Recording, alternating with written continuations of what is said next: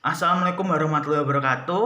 Perkenalkan, nama saya Ican Chandra dengan NIM 4311421062 dari program studi kimia Rombel K1C.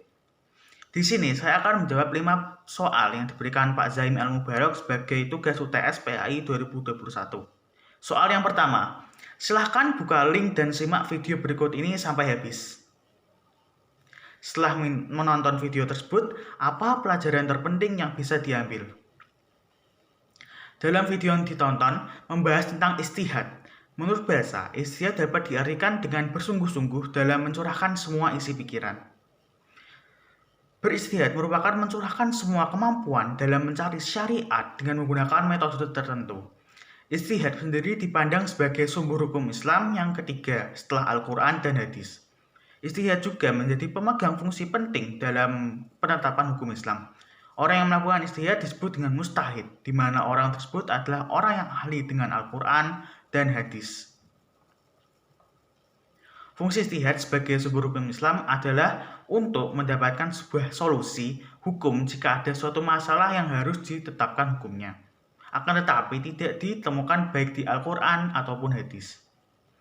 Oleh karena itu, dari segi fungsi istihad sebagai sumber hukum Islam, istihad memiliki kedudukan dan legalitas dalam Islam.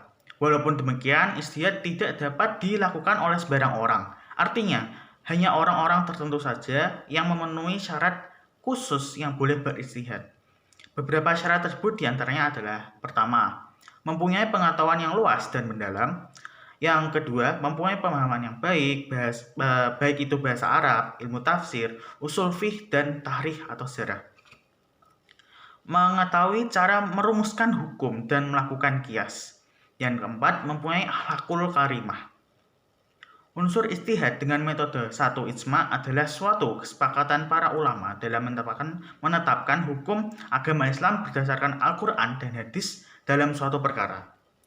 Yang kedua, qiyas adalah analogi atau suatu penetapan hukum terhadap masalah baru yang belum pernah ada sebelumnya, namun mempunyai kesamaan, meliputi manfaat, sebab, bahaya dengan masalah lain sehingga ditetapkan hukum yang sama.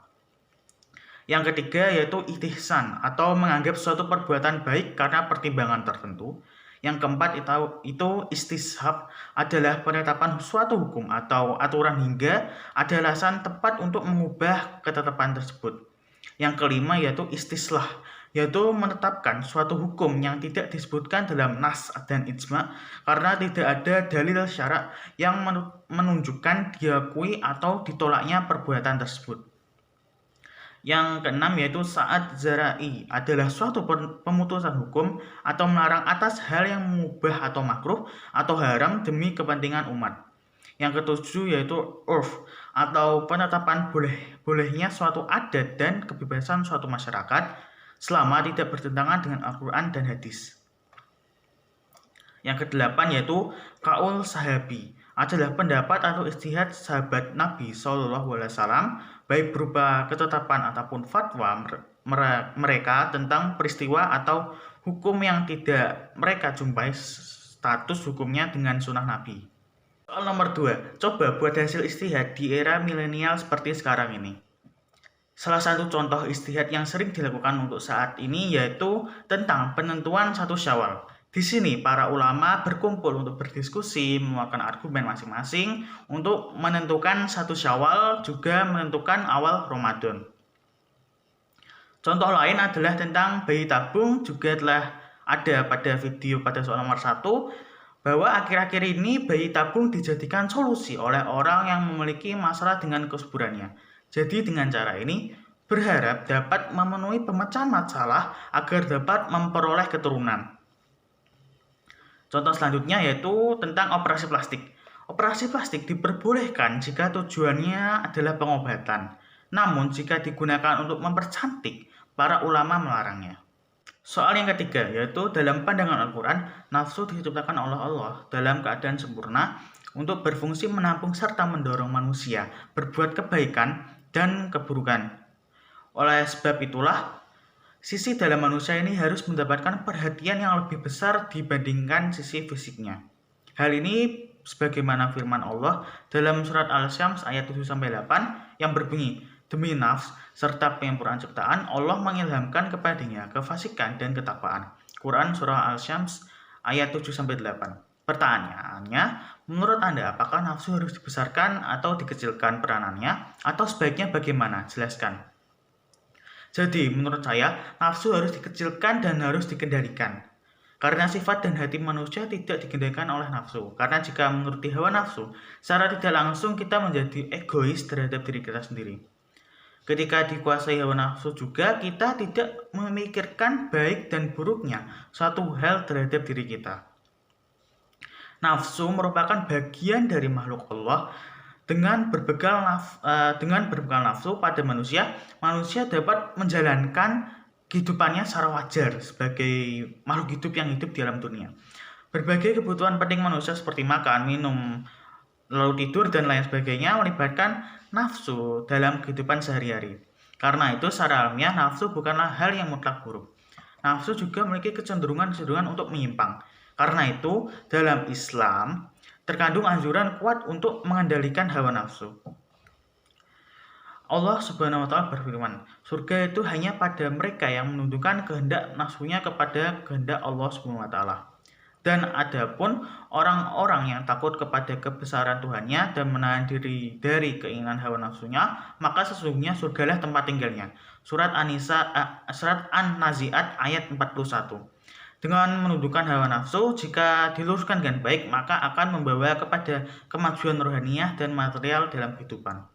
Soal yang keempat yaitu surat Al-Zariyat ayat 56-58 yang berbunyi, dan aku tidak menciptakan jin dan manusia melainkan supaya mereka menyembahku. Aku tidak menghendaki rezeki sedikit pun dari mereka, dan aku tidak menghendaki supaya mereka memberi aku makan. Sesungguhnya Allah, dialah maha pemberi rezeki yang mempunyai kekuatan lagi sangat kokoh. Quran Surah Al-Zariyat ayat 56-58. Pertanyaannya, mengapa Allah mewajibkan kita beribadah padahal dia tidak membutuhkan ibadah itu? Lalu apa fungsi ibadah bagi kehidupan manusia? Jelaskan. Jadi, beribadah kepada Allah SWT merupakan kunci kemuliaan manusia. Manusia diciptakan untuk beribadah kepada Allah SWT karena tujuan kita diciptakan adalah untuk menyembah, mengabdi, beribadah kepada Allah SWT. Ibadah dilakukan dengan niat yang ikhlas, cara yang benar, dan tujuannya untuk mencari ridho dari Allah SWT. Fungsi ibadah sendiri untuk manusia adalah yang pertama, sebagai amal soleh yang akan menjadi bekal manusia di akhirat kelak. Baik buruknya manusia di akhirat itu tergantung kepada amal soleh manusia ketika di dunia. Yang kedua yaitu sebagai sarana untuk mendekatkan diri kepada Allah Subhanahu wa Ta'ala. Pada hakikatnya Allah itu dekat dengan manusia, tapi tidak semua manusia merasa dekat dengan Allah. Oleh karena itu, agar supaya kita merasa dekat dan merasa ketenangan, maka diantaranya kita dapat melakukan melalui ibadah kepada Allah Subhanahu wa Ta'ala.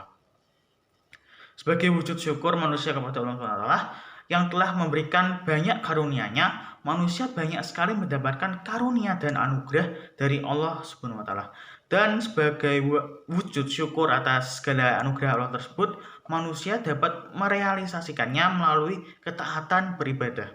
Dan yang keempat yaitu sebagai sarana untuk mencari ridho Allah. Ridho Allah itu harus kita cari. Karena manusia bisa masuk surga itu nanti karena adanya ridho Allah dan rahmat Allah.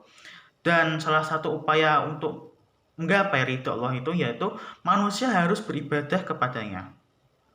Soal yang kelima yaitu apa definisi agama Islam? Jelaskan. Jadi Islam dalam bahasa Arab merupakan masdar dari kata aslamu yuslimu islaman yang artinya taat, tunduk, patuh, berserah diri kepada Allah. Sedangkan jika dilihat dari asal katanya, Islam berasal dari kata aslamu, aslama, istaslama, salim, dan salam. Secara istilah, Islam bermakna penyerahan diri, ketundukan dan kepatuhan terhadap perintah Allah, serta pasrah dan menerima dengan puas terhadap ketentuan dan hukum-hukumnya. Pengertian berserah diri dalam Islam kepada Tuhan bukanlah sebutan untuk paham fatalisme, bukan, melainkan sebagai kebalikan dari rasa berat hati dalam mengikuti ajaran agama dan lebih suka memilih jalan mudah dalam hidup. Seorang muslim mengikuti perintah Allah tanpa menentang atau mempertanyakannya. tetapi disertai usaha untuk memahami hikmahnya.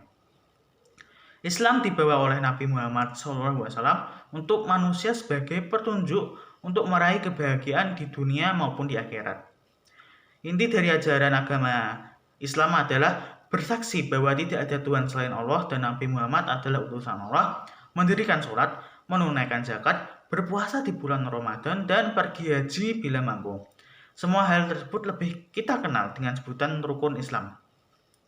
Orang yang beragama Islam juga disebut Muslim, yang menunjukkan bahwa dirinya adalah hamba yang patuh terhadap Allah SWT, tunduk dan taat kepadanya, dengan melakukan apa yang Allah SWT perintahkan dan meninggalkan apa yang Allah larang. Sekian jawaban saya dari 5 soal yang diberikan oleh Pak Zaim sebagai soal UTS PAI 2021. Jika ada kekurangan dan kesalahan kata serta perbuatan yang tidak berkenan, saya mohon maaf. Wassalamualaikum warahmatullahi wabarakatuh.